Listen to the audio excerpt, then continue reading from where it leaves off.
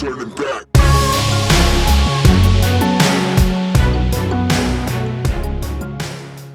We're good. Welcome back. We are here. How we feeling? We are, we're doing, we're trying to stick with it. Yeah. I think that's been my life. And I apologize. I'm going to just like ramrod. Go. Like my life has been a real life game of whack-a-mole. Yeah. Whereas like if I take my attention off of any one thing to focus on another problem, like 3 more problems will pop up and I'll whack them down and like 2 over here will pop up and I'm like, so Get out. Yeah. Anytime I get out of my routine, which I'm really struggling with, and I'm trying to give myself a little bit of grace, right? Obviously with everything that's going on. Well, and routines. I mean, how really routine can your life be? You've got one routine. Yeah. Stay healthy, be healthy, stay alive. Yeah. That's it. Yeah. That's literally your life right now. Is everything that you're doing is to make sure that you are cancer free. Yeah. And that you do what the doctors tell you to do, which means a lot of things go. Yep. Some of the things that I've noticed is like,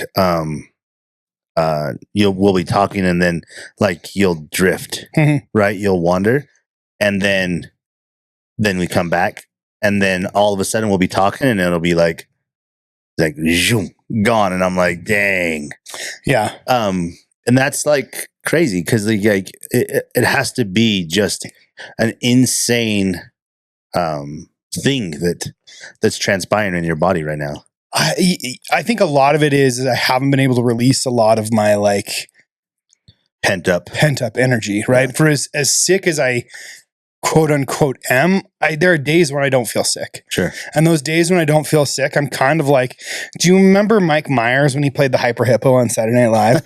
He was this like kid whose mom would put him in a full body harness and then like chained him to the jungle gym. And he was like, I'm a hyper hippo. And he'd just go 100 miles an hour. Yeah, I mean, that's it. Like, I realize I'm pulling at this tethers. I'm pulling at this tether just wildly, like a rabid animal. And I'm not, it's been all kinds of messed up. It really has. Like, I feel like in the past month, I have backslid so much. And I know that some of this is just like my own personal progress, like my own personal, just kind of being in the thick of it. But I'm like, I feel like I've gone backwards. I feel like all the work I've done in the last 2 years, I've just backslid. And now I'm, in the worst shape I've ever been in my life. Any weight I had lost due to jujitsu, I've gained back. Being stagnant has allowed the demons to become that much louder, right? Like, And you said this round, because you are in halfway through of round 2 of maintenance, arsenic and your cocktails and it's not like you don't take pills. Like you take pills regardless of you're in a treatment or not. You're taking pills every day that are supposed to help you fight, to prevent things, and you're in this round 2 of this treatment. Yeah. And this round you said is making you tired. For whatever reason, this round has not made me as nauseous. It's made me just exhausted. And I think part of that was I came off of the first round and I went pretty hard. I traveled to Denver in a whirlwind trip, right? Like I was out hiking, we went out running, like we lived, right? Like, and I don't regret a single minute. There was definitely several weeks of just stagnancy of me just laying on the couch. Yeah. Not in treatment. And I didn't feel good about that. That's what you do. But my brain, I kind of want to like. Your brain is inside. You're going, and just for understanding, arsenic itself has a tendency to cause mental health issues. Yeah, you've talked about that. Like arsenic itself. Just arsenic itself, because for all intents and purposes, it's a poison. Yep. Given in lethal doses, anything can be a poison. Yeah. Correct. Yeah. This is a safe way of dealing with your type of cancer. But there are going to be ramifications and symptoms and all these other things that come along with that. Yeah. But you got to stay alive. Yeah. Right? Yeah. And so, when you put those things in your body and your body's not used to them, of course there's going to be ups and downs and things. But given the last 2 years of your life, the last thing you need, like you tell me, is the last thing you need is more mental strain on your already strained mental health. No, and one of the things that I've gone back to was something that I worked really hard to stop using. Marijuana for me, don't get me wrong, I loved it. We had a great relationship. I love that it's natural. It is not a fix for me. Like, it's not a fix.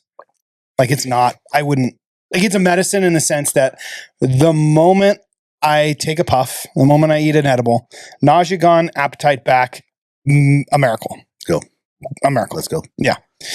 Outside of that, the problem is I'm not going to say that I had issues, but I saw a problem developing that I was like, I don't want a part of this problem. I don't want to be a daily user. I don't want to be a pothead. Right. And so I feel like I'm backsliding into some of that dangerous territory. Feel great. Yeah. Feel amazing. But man, makes me tired. Yeah. And now I have zero motivation. Zero. Don't give a fuck. Yeah. Yeah. Yeah. That would be hard for me because, I mean, you want to feel good. You want to feel great.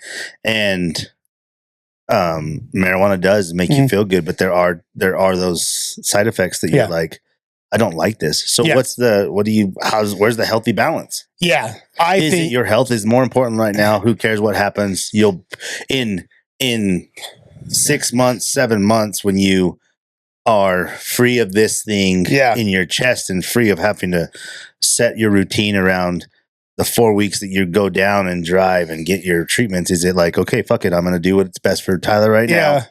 Yeah. Who cares what the side effects are right now? Yeah. Part of me feels personally like I need to be a bit more disciplined, where maybe this is where I can. Marijuana doesn't make you disciplined, dude. but you're absolutely right. You're absolutely right. But I don't need to be using it. It was like, oh, now I have an excuse to use it. Sure. Am I using it as a medicine, or am I using it just because it's there? That's what I mean by discipline, right? Okay, I get it. Maybe I'm nauseous and I need to use it. Sure. Maybe I'm, not sleeping well and I need to use it. But do I need to be using it during work hours when I'm supposed to be like, do I need to wake and bake? I'll be honest, like, waking up is one of the times where I wake up kind of the most kind of just groggy and like not feeling well. And that kind of helps, get the day going. Sure. But you're right. It's not. It's like one of those things where I just want to be. Let's get fucking stoned. Yeah. Let's sit on the beach. I was perfectly happy in the shade on the beach. Yeah. Yesterday. Yeah.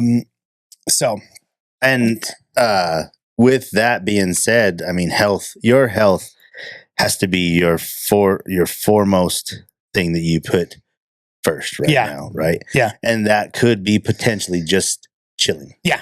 Absolutely. It could be just, who cares? Who cares if you feel like you are lazy? Mm-hmm. That might be what your body kind of needs right now. Yeah. Right? Yeah. I don't know. I mean, yeah. I it's not like you've had cancer before to gauge. Yeah. Oh, the last time this happened, this is what I should do. Yeah. No, we want this to be the last of the first. Yeah. And the best I can do is improve in between rounds. Sure. Right. And so to say, oh, I've got, like, luckily going into the second round, I didn't have the issues that I had with the first round, which was basically 4 days worth of the most crippling nausea, head spinning. Imagine do you ever get car sick? No. Or like seasick? No. Any of that stuff? I mean, that's the only thing I can equate it to. I don't generally. Just constantly a little nauseous. It was like 4 days worth of just being car sick. Dang. I know Misty gets nauseous, and it's definitely debilitating. Yeah. Like, she takes medicine. If not, it's like, I can look on her face and she's like, I'm like, hey, you good? She's like, nope. Yeah. I'm not. And she'll have to roll down the window. She's like, oh, I'm getting kind of hot. I'm not really. Oh, now I'm getting a little cold. I just need to pull over for a second. I need to get my eyes. I had my oldest sister. She is 100%. She is car sick walking. Damn. That's crazy. Yeah. That's crazy. Well, and so, like, I'm sure, people in our audience are in those same boats of like, what's the, what do you, which one do you put first? Which do you put first? Because you're right. The last time when you came off treatment, we were like, fuck it, let's go. We're going to go. Like, we're going to go 100 miles an hour. We're going to live, right? Yeah. And then it was like, oof. Don't get me wrong. I still want to do that. Like, don't get me wrong. Like, I wouldn't change. There was the stuff that I would change was the amount that I sat around. Maybe I wouldn't push so hard. Maybe it would have been more of a hike and less of a run. A run. But I wouldn't change anything. Yeah. I wouldn't change anything, right? Perhaps I need to hit yoga. Perhaps I need to hit Pilates. Perhaps I need to hit, I don't know what I need to do right now. Yes, I need to take care of my body. What I think I need to do is, rather than say, okay, this is part of my, like, I have a lot of pills. I think I'm probably taking over 7 different prescriptions, like you said. Oh my God. You know, I put them in. Some are take every day. Some are take as needed, right? So I take the ones that I need every day. But if I need it, and that's where weed needs to be moved. It just needs to be moved as needed. Yeah. I need to use my cancer as less as a crutch to say, hey, I'm gonna get high. I'm gonna get high. Were you high at the beach yesterday? Oh, yeah. You were? Yeah. Oh, I was wondering. Yeah. Remember when I came up to you to give the grapes and you were like, I was like, this guy's asleep. And you're like, he was asleep. And then I was like, eat some of these goddamn grapes. I totally was asleep. I was totally like. And you grabbed one and I was like, Tyler, take a handful. And you're like, oh, okay. I didn't realize. I had a driver. I was just like, I'm just going to relax. Some good music. Good music. Yeah. Gosh. What a day, huh? Yeah. Was not to move on. I'm interested in what like when you look back on this and you have timestamps and you have this platform that we use that is timestamps of our lives, right? But we're on going on 2.5 years of doing this podcast, right? And I don't see a change. I don't see us stopping anytime soon unless something drastic happens, right? But we don't release on a regular basis like we were, because last week you were like, look, man, I'm sleeping. And our schedules weren't matching up with where you were like, dude, I'm barely staying awake. Yeah. I'm not feeling this thing. And my schedule was, crazy. And my schedule's crazy as shit. Yeah. Right. But there's this timestamp of your life. Mm-hmm. And like when you look at a history line and there's a little tick mark and a little tick mark and a little tick mark of things that have changed your life. And your tick mark is going to have this cancer diagnosis. And then it's going to have another tick marks after that. Yeah. And how you're going to use this for good and to also help your clients and people when they're really struggling. When they're really, really struggling, when they're deep down struggling, because you're saying this out loud. I am really struggling, and it's a constant thing that you're like, look, Danny, I'm struggling, right? But you put your shoes on, put your pants on, you do what a man is supposed to do, and that is you keep going. Yeah, it'd be easy to be like, well, I'm done today. Yeah, Yeah, and there are men out there that are like, look, I got no fight left. Yeah. And you're going to have this ability and this this history of no, you have more to give. You have more to give. And it's going to be, what can I do? Where can I put my energy today? Right. And I think that's the biggest thing that you can take from these things is some days your energy is just, I'm not going to smoke weed today. Yeah. Yeah. Was that right? Yeah. And then sometimes it's going to be like, hey, I got some energy today to put some effort into what I'm working on and my passions. Yeah. And it may be an hour or two. Yeah. Right. Yeah. And I don't know, that's it's going to be your network and your friends and your people are going to benefit from this shitty thing that happened, because you're going to have a real life experience. Yeah. I think it's being honest and just being able to say I'm having this experience, right? I'm spending way too much time on social media, I'm not creating right now. I'm consuming. You know what I mean? And I don't want that to become too big of a crutch. You can see how I've used it a little bit to justify some bad behavior, right? Sure. I don't want to, over psychoanalyze anything, but like it is kind of like a touch and go. Not every day is the same. Sure. There is no, the only routine that there is yes, I know that I have a certain number of appointments and I have a certain number of pills I've got to take. I know that my treatment will likely conclude, fingers crossed, sometime end of October. That'll be it. That we should be done. We should be done by the end of October. Isn't it crazy how the way time moves? Yeah. Sometimes it's really slow. Like yesterday, I felt like the day was so slow. Yeah. I really felt like the day was slow. Yeah. And then there's other times when you're like, my life is moving so fucking fast. Yeah. How do I slow it down? Yeah. And like you were saying, like, it's just October is going to be here before we know it. Right. And what will we take away from this experience? Yeah. What will we take away? Will we go back to our mundane daily routines, or will you be like, nope. No. I'm making, like you said, I'm going to make some drastic changes. Right now, you cannot make drastic changes. Yeah. Because your routine keeps you where you're at. But you said, I'm making some drastic changes. Yes. Those will be. I've seen some, right? Like there has been situations where I probably have come out of my shell where I normally wouldn't.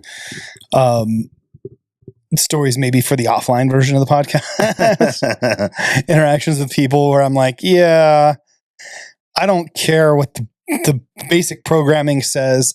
I'm now overriding it because I've had this like yet another touch of mortality. Yeah. Like a conversation with mortality, right? You know what I mean? Like another brush with death. Yeah. So yeah, I would expect to see, I'm expecting to see I'm expecting of myself some changes. Sure. Specifically as I lay here and I'm like, you start to complain after a certain amount of time. It's not healthy, but it happens. Mm-hmm. How long can you lay in bed? Like seriously, like how long could you lay down before you're like, I'm ready to tear my hair out? And this morning, I thought I could lay there all morning long. I really was like, I'm going to lay here. I'm going to lay here for the long time. Realistically, could you do a day? No, I don't know. Maybe in a bed, day. hungover. Yeah. Maybe a day. Maybe a day. Maybe. I think you and I are the same. Well, my brain turns on and my feet turn on. Yeah. And then I go. Yeah. You know? Yeah. I don't particularly have a lot of downtime, even though I always think if I wanted downtime, would I really want downtime? Right. Or would I just find something else to put in that downtime?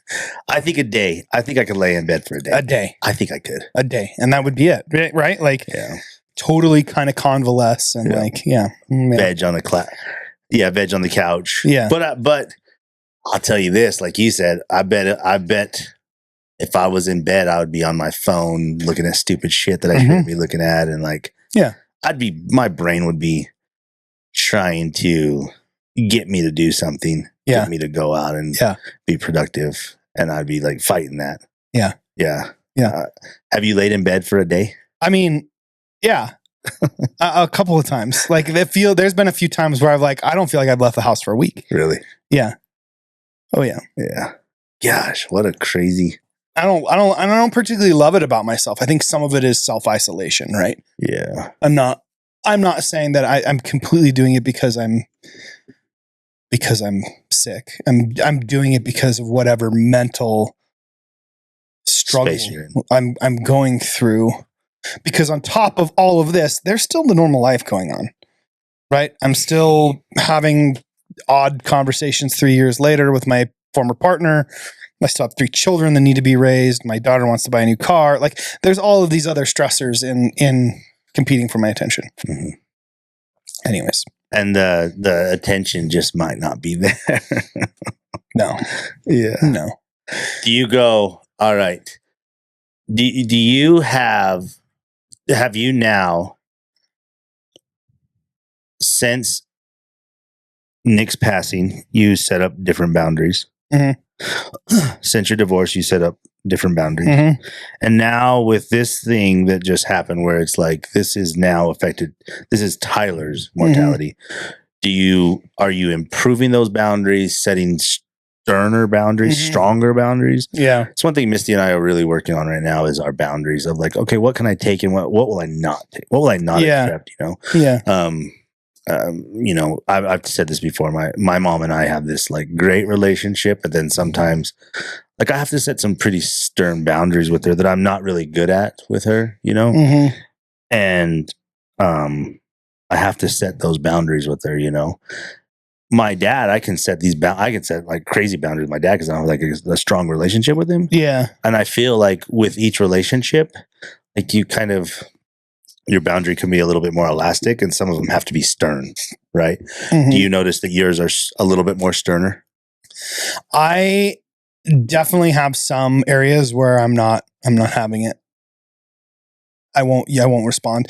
I am being kind of maybe called up into my understanding of where my own avoidance is as well at times. Yeah. And I think sometimes avoidance is really, obviously to me, avoidance is, what am I really avoiding? I'm avoiding conflict. Sure. I'm avoiding conflict because I'm uncomfortable with conflict, or I don't like to fight, or the way I learn to fight isn't fair. Sure.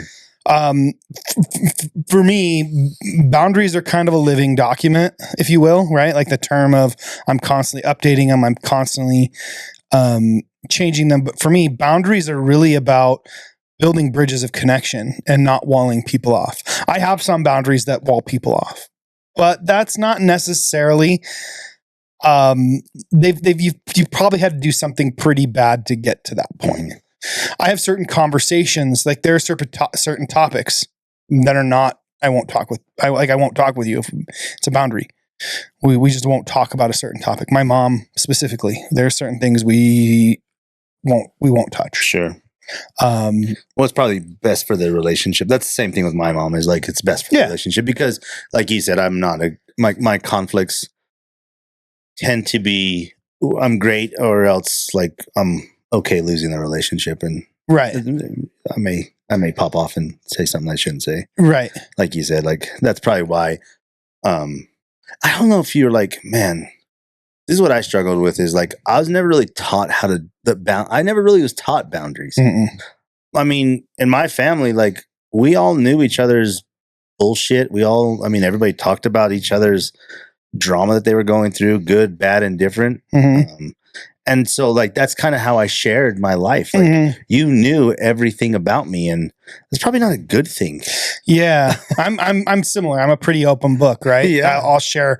I'm kind of with you. I think sharing your burden is part of what it's like to get raised in a community, common unity, right? Yeah. And when you're family, that is kind of blurred, right? A lot of times with family, our boundary lines are a little bit more invisible because we put them on a pedestal. Sure, that's my brother. That's my sister. That's my so-and-so. It's okay if you say these things, or it's okay if you know these things. Yeah. And it's okay if you talk about these things, or like I talk about Misty's problems and my kids' problems, and they know all of their problems. It's okay if you know that. You're not going to use it against me. Yeah. And then all of a sudden somebody uses it against you. You're like, what the hell? What the hell? Yeah. You know? Because you're right. It's a community. Like you're using it as sharing burden. Like as a common unity. Right. Right. And I think inside your house, you have to determine like what's okay, what's not okay, right? Like what is an internal family problem versus what is a problem that our larger community at large should help with, if that makes sense. Yeah. I don't think anybody's taught boundaries. And I think like a good example of that is specifically in like religion, and you're going to hear me come back to a religion a lot, but like, you know, the concept of like God always being, he's omnipotent, right? And so when we then elevate people to be the mouthpiece of God, we allow them some of the same omnipotency that we would God, right? Meanwhile, though, we put God on this pedestal as this perfect being, yet he's got this flawed person that's acting as his mouthpiece. And so it's hard to tell when this person's being a person and this person's actually talking for God. There's and so we don't set up very good boundaries of like, when do we allow people to tell us what to do, how to handle our bodies, how to live our lives, how to, I think to me, it starts with, what are your non-negotiable? What are the things that are going to get you cast off the island indefinitely? What are your non-negotiables? Yeah. I think that's a good place to start. Sorry, go ahead. Go ahead. I was just going to say, like, what are the things that are so, if done to you, are so offensive that... Yeah, that's it. That's it. Yeah. I once slept with this woman who covered wagoned me. I should have gotten up and gotten out of bed and left right then and there. What? Yeah. I didn't know what it was. She's like, hey, have you ever been on a covered wagon? And I was like, no, what's that? Friggin' rips one and then pulls the covers over our head. What? And I was like, wow. Classy. Damn, that's funny. Yeah. Yeah, that would be a don't ever do that. No, we're good. Yeah. That's some funny shit. Damn. Yeah, that's never happened to me. That's funny. So here's another funny example. Do you defecate? Do you poop? Do you fart in front of your partner? No, I don't. We talk about this all the time. Yeah. Misty and I talk about this all the time. Like, that I in most cases, I'm a pretty like I don't fart in front of a lot of people. Like, I don't, I'm like, it's not that and probably people would think that I'm pretty judgmental about some of those things, but yeah, I don't. If I use the restroom, I make sure I spray and I like, I don't want, it's a weird thing that I think that was from when I was a kid. Yeah. I've got a couple of friends. Their first house happened to have toilets that faced each other, and they would always joke that they would poop while facing each other, and it made their relationship stronger. That's funny. And I'm like, I don't know. I would never do that. I'd like to live under this delusion that women don't poop. I know. That's how, for the longest time, my kids, I've said this before, my boys thought that girls didn't fart because I told them that no, they didn't. I had this friend who, him and his significant other did not have a good relationship. And the only time that I've ever been around that person, I walked into the bathroom after them and they had used the restroom, and I was like, oh, that's all I'm going to remember about you is that I smelt your shit. Yeah. And I was like, I will judge you about that for the rest of your life. Yeah. And to this day, that's the only thing I think about. That's the only thing I think about is, it's like, yep. Every time I see that person, all I think about is like, you did not use spray. Yeah. Those simple boundaries like that, just, and like how I fight with Misty is definitely a boundary, Mm-hmm. I tell her, like, we can't say, we don't call each other names. We don't call each other names. I don't call you a name. That's I don't huge. call you. I don't say to you, you are this or you are being this. Yeah. With a swear word. I don't. Yeah. I do not talk like that to her because I think like it's not a way to fight with your spouse. I also don't fight in front of my boys. Not that they've not seen me and Misty argue. Mm-hmm. They've definitely seen me and Misty argue. They've seen when Misty and I are kind of picking at each other and nipping at each other. And for me, I have two dipshit kids that'll be like, hey, don't talk to my mom like that. Yeah. They'll say shit like that. Like, hey, don't talk to my mom like that. Yeah. And I'll be like, I'll talk to your mom however I want. They're like, no, you won't. Yeah. But yeah, I like fight. No, we don't fight in front of our boys. Yeah. That's good. And not that I don't want them to know how to fight. I want them to know how to fight. Right. But I also don't want them to have to deal with the fact that their mom and I are like, getting after each other or like really not happy with each other. Yeah. Yeah. I certainly understand that. Like I grew up in a very conflict avoidant family, I think, specifically my mom. And I'm going to be careful because I know that, I don't know if she's listening to the podcast these days or not. But I know how her and I fight, and it's not pretty. It's not nice. It's not kind. Interestingly enough, you say you don't call each other names. The Gottman Institute. You know the Gottman? They're a couple of family therapists and husband and wife. Mm-hmm. They are like I don't know. They probably are one of the leading experts on relationships. They kind of created a list of items that successful couples do, like things that successful couples do, or leading indicators of divorce. And the number one leading indicator of divorce was attacking your partner's credibility. That's not the word. Word I'm looking for is assassinating their character. Yeah. Assassinating their character. So by calling somebody that, and I was terrible about that. Like until I got into therapy and realized how often I was personalizing things and not realizing that everything coming out of whomever I'm arguing with, their mouth at that time is literally just a projection. I would just personalize it. I'd eat it up. I'd eat it up and it would kill me and I'd be hurt. And so I'd hurt that person back. And so I wouldn't fight fair. Yeah. I wouldn't fight fair. Yeah. I mean, let's say your wife shares, or your significant other shares something that really like affected them as a child, and you use that in a fight. You use that, or like later on in life, and you use that in a fight. Those are the way. Now, that being said, I also am learning how to, like, if you do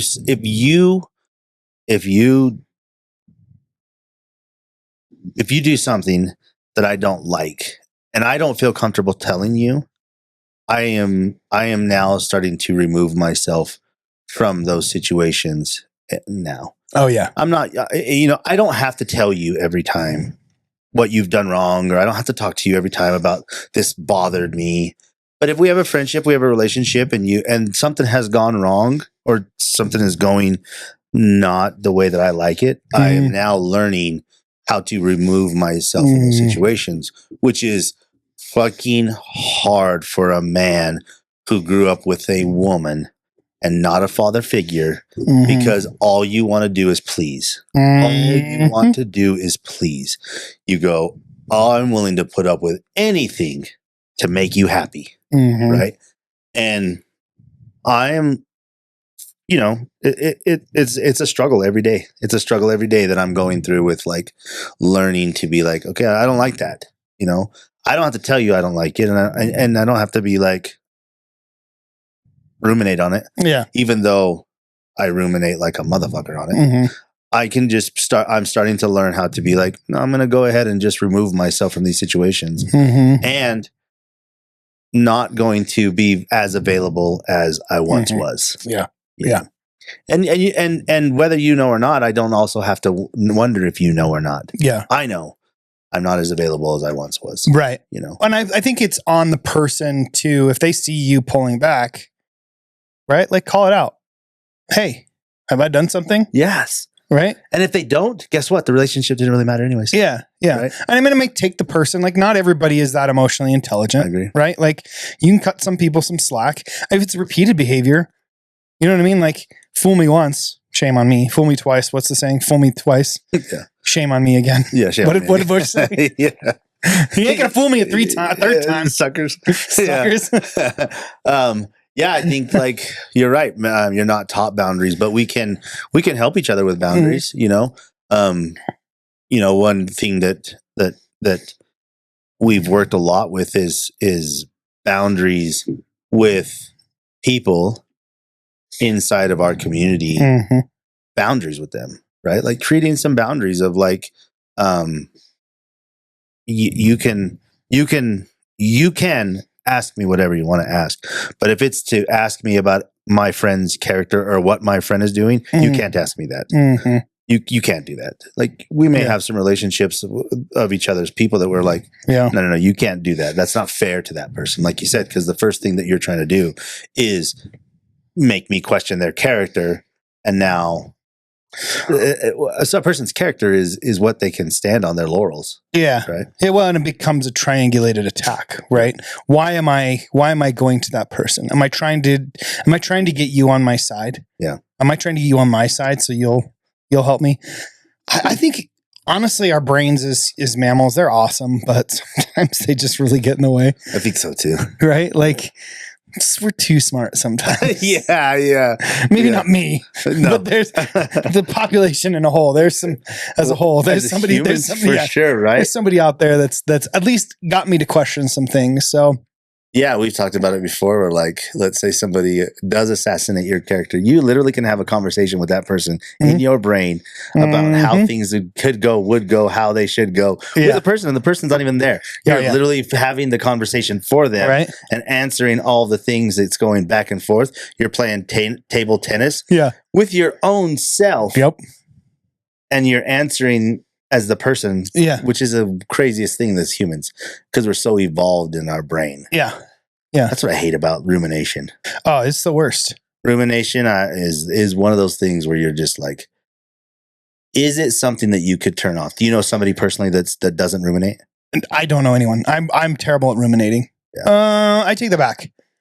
I think I know a couple of people that don't ruminate. One of them, I don't know if that's a feature or benefit. Right? They just don't think about what they do in general. So, I know of a person too that in my opinion doesn't ruminate that much. Maybe in emotional things doesn't, ruminate, but they probably ruminate in other things like, job and career and things. And even when do you know anybody that has a good grasp on boundaries? No, because I think to say a good grasp on boundaries would be to say that they're like universal and that they're like, we have some mores, right? Some things that we do because we live in society, but I don't know that boundaries is one of those things that's universal. Yeah, I agree. I think boundaries are set up to protect our own, to protect ourselves, right? So they're kind of a function of the ego. Sure. It's a, we set up boundaries to protect ourselves. To build, like I said, build those bridges. Yeah. Yeah. I know people that are working on their boundaries as well as myself. And I know some people that I feel like they have okay boundaries, that they are okay saying no, which is one of those things where, like, me personally, it is the thing that I'm working on the hardest is to say no. Yeah. Like, if I don't want to do it and I'm not like comfortable doing it, I want to learn to say no gracefully and without zero worry of what you're going to think now. Yeah. Going forward. I think that's where I ruminate the most is if I say no, or if I don't knock every pitch thrown at me out of the park, then I ruminate. Oh my gosh! It's a little level of perfectionism there. I'm similar. Yeah, I'm similar. It's interesting. I just finished Rob Lowe's book, The Stories I Only Tell My Friends, and he talks about that too. Like, growing up as a child actor, his mom was kind of interesting. She must have had some things going on because she had some mental things, but like, he didn't really have anyone there to kind of help negotiate stuff that people were asking him to do. Right. So he would end up answering questions that somebody at 19, 18 is a new movie star, new television star shouldn't answer. Right. He was taking pictures, doing things, agreeing to things that just because he wanted to be in the business. He wanted to break into the business. Right. But he admits to being a people pleaser, and just wanting it. And he's like, yeah, it took me years to figure out how to say no and advocate for myself. And I need to read that book because I definitely think I'm a people pleaser. Yeah. I definitely think I am. And I think I'm learning, I'm getting better, and what I see with my boys is they're both the same way. They both are people pleasers. I've been trying to work on harder about giving better advice to not be a people pleaser, but today I was giving Tristan advice and I could hear, like, why are you saying this to him? And then I changed my tone and changed what I thought. And I was like, you know what? Actually, this is how I would do it. And I changed my route with him. And so, I don't want, I think that there's some good and some bad parts about, being a people pleaser. Oh yeah. But a lot of times is that your boundaries do get crossed a little too many times when you're a people pleaser. Yeah. And that's one thing that I thought is like, no, let's set some hard and fast boundaries and then don't falter from them. Yeah. And I think like, especially for you with your health, like you've got to set some boundaries with people. Yeah. Yeah. With things like, no, I don't want to deal with that. No. Like, yesterday I kept trying to get you to go in the sun and you were like, I'm good. I'm good. I was like, you want to sit there for a minute? You're like, no, I'm good. No, I'm good. I know that I'm going to get crispy like a bacon. That's what I kept saying. It doesn't even tan. It just turns red. It's like a white albino rat. They're like all pink and kind of gross. And yeah. It's like that. Yeah. Boundaries. Yeah. I think that's a good thing that, I think that just the start of them is important. And so where do you start? Where do you start with boundaries? I think with boundaries, you start what you're willing to accept and what you're not willing to accept. And then build on top of both of them. Yeah. And then if it makes you feel icky, that's a boundary. It's been crossed. If it makes you feel like, I don't like this, I'm not having fun, then okay, maybe the first time, okay, cool. The second time, maybe it's time to say no. Yeah. Every once in a while, I'll say no and be like, you know what? No, I'm okay.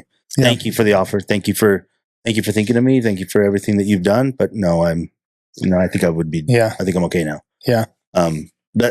Personally, that's how I am starting, is just being still grateful and gracious and kind, because I value those things about myself. And if they've been pushed too many times, then I'm also okay going, I've told you no. Yeah. Yeah. I've said no. Should we talk a little bit about? I want to wrap. But anything else on boundaries than we do? Check that out, dude. We had an amazing day yesterday. Yeah. Look at that. Park City Sup Fest. Yeah, if you're just listening, you're not seeing Danny's t-shirt. I'm going to post this on I'll post this on social media. Yeah. I haven't been doing very much social media. I have not been creating. I've committed to only doing social media for my bus. Only for my bus. Only for anything that my bus is involved. If it's not my bus involved, I've kind of been like, nah, I'm kind of good. I'm consuming so much that it's killed any creativity that I have. So yeah. I'm with you. Like I've podcast, bus, anything like that. Great. I'm hitting the restart button this summer, this fall. We're gonna be changing. Check this out. But Park City Sup. This is the second year I've attended. Okay. Like it's such a cool event. It's such a cool event. Last year we went. Why isn't it how do we get this thing to be bigger? How do we make it bigger? That was triple the size this year. It was triple the size, triple the competitors. Trent, Hickman, Carla, Derek, Abby, their little family put this together. They got sponsors. Pickles. Dude. Pickles, the dog, was the hero of the show. We got there. Matt and I picked you up at 7:30. 7-ish. We got there at 7:30. We got right on there, and Trent was in full on panic mode. Yep. The park rangers were not being cool. He had been doing this for 10 years. He said, and the park rangers not being cool. He's kind of like not telling him some shit the day of. That park ranger yesterday, we got there and he was like, what a good example of an hourly mall cop, like just trying to flex. He had a little bit of power. Yeah. He had his $12.99 DNR hourly wage and his DNR shirt and his key to unlock things. And he wanted to be powerful. He definitely had this. I have control. You don't. I'm going to flex on you. Yeah. And when he was like, can I talk? Yeah. I had to walk away. I was like, I had to walk away. This is the customer, dude. Yeah. What in what world do you live on? That's the way that you treat your customer. Yeah.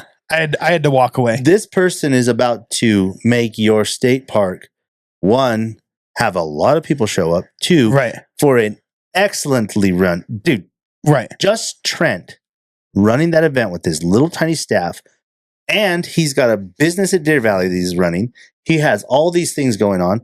Just this little tiny, he ran that event smoothly. Oh, it was awesome. The races ran smoothly. Everything ran smoothly with his little tiny group. And this little shit is talking. No, stop. Let me talk. Can I talk now? Can I talk now? Yeah. What in the world? Yeah. No, you can't talk. Unlock the damn tables. Yeah. You shithead. Yeah. Races. I did the race. There was 3 races. Okay. A kids race. Okay. That was 1 lap, right? Okay. And you were saying that each lap was just about over a half a mile. Just about a half a mile. A little over half a mile. And then the second race was 2 laps. Yep. And then the big race, the big kid race, which is one you did. 4 laps. 4 laps for a total of. It's about just over 2, maybe just under 2.5 miles. 2.5 miles of paddleboarding. Mm-hmm. What was your thoughts on like just the pavilion, the way they set up? This year I think he had somebody set up the music for them and they just came in there and ran the music, right? Dude, that was awesome. Again, my only critique, start the music earlier. Yeah. Let them play. They can start. Like, I don't know. I felt bad. I wanted to stay for the reggae band. I just did not have the gas in the tank. Yeah. And they sounded so good. They were good. They sounded so good. The 2 songs and the warm up that I heard them, like you didn't get any of their music. I listened to the first 2 songs and then I left. Dude, these guys. Yeah. Let's the race. So let's talk about the race in itself. Yeah. You and Matt helped them set up the arch. They'd already had set up the course. We moved the tables. Luckily Trent had us because we did set. We set. We'll help set up. And he sent me a text message thanking me last night. I'm like, I didn't do all that. Like, I'm grateful that I got the invite. Like, you were a good cheer support. No, you did. You helped move the table. I mean, we did a lot of. We helped them a bunch. Yeah. We ran back and forth. The course itself.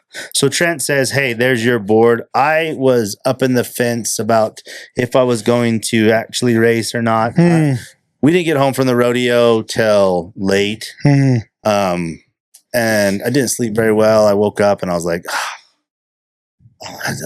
do I really want to race? Then we picked you guys up. And by the time I picked you, me, and Matt, by the time we drove to, got on Jordanelle, I was pretty excited for the event at that point, besides the fact that they wouldn't let the guy was being a jerk. And where we ended up putting the bus was really awesome. And then we set the bus up like we normally do. We put all the aesthetics up. We put the coolers out. We had everything showing the way that it was supposed to be, our little group of people. And, just so you know, like everybody kept coming up to us and going, yeah, I love your setup. I love where how did you guys get this spot? And here we, Tyler and I and our families and Nick and his family, and we're just all hanging out. And of course, there's some envy, and you don't want to be like take away from anything because you want the spotlight to be the bands in the party. Yeah. But of course, I mean, like, no people coming over, taking pictures in the bus and touring the bus and, just walking all over everything. It was great. It was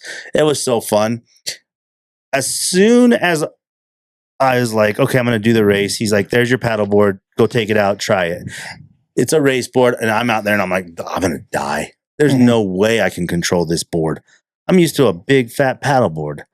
And I ended up using a bit bigger of a board. It was a lot to do.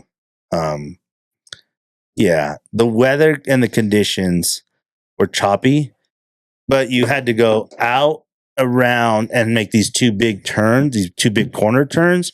Those were the hardest. Those were really hard. It was like trying to paddle, backstroke, get your board turned around. Oh my gosh.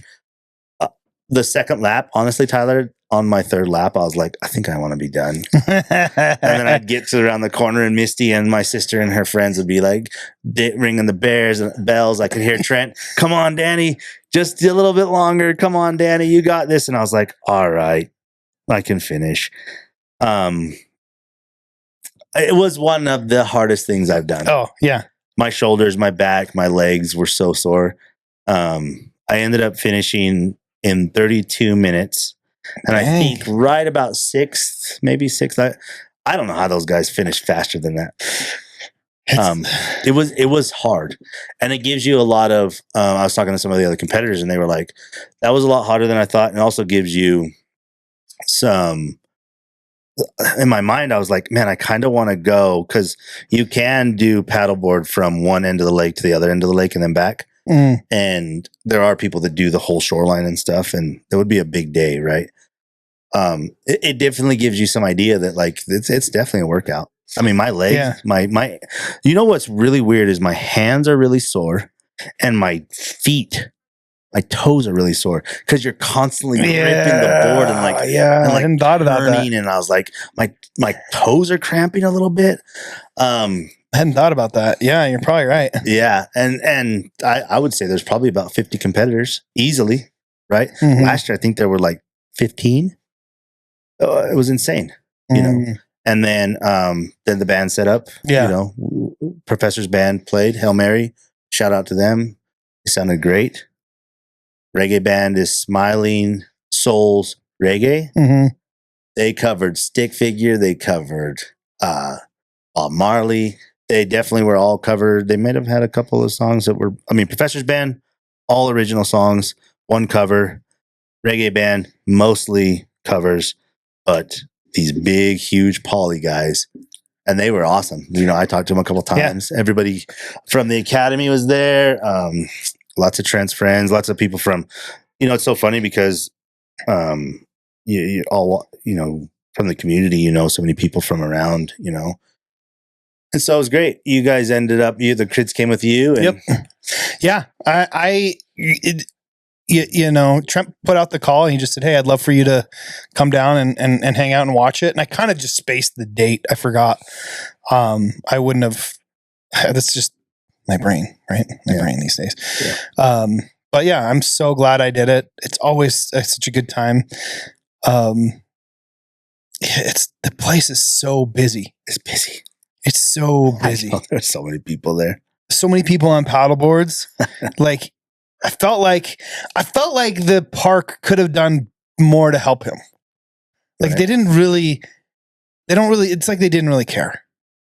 And maybe that's it. Maybe they don't. Maybe it's because they're $20 an hour employees. They don't care. And his 40 people don't really account for the fact of the 50,000 people that are there. But his 40 people could have been, you know what I mean? Like could have been a lot more with a little bit of help from the staff there.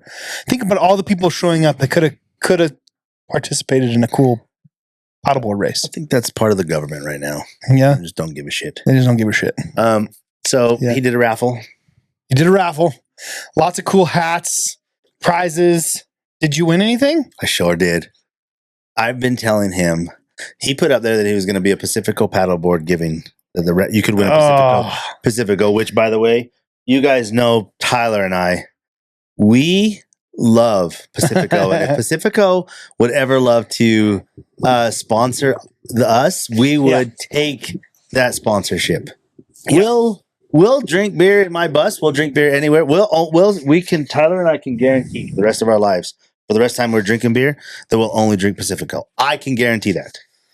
Yeah, I think as a regular kind of go-to, I'm kind of the same way. I enjoy everything. You're from Denver. You guys are snobs. These Colorado people, they are snobs about beer. I've been to Colorado. I get it. You guys are snobby about beer. No, it's not. That's just to say that I have a wide variety of tastes when it comes to beer. I would never, under any circumstances, drink any sort of IPA yesterday in the sun.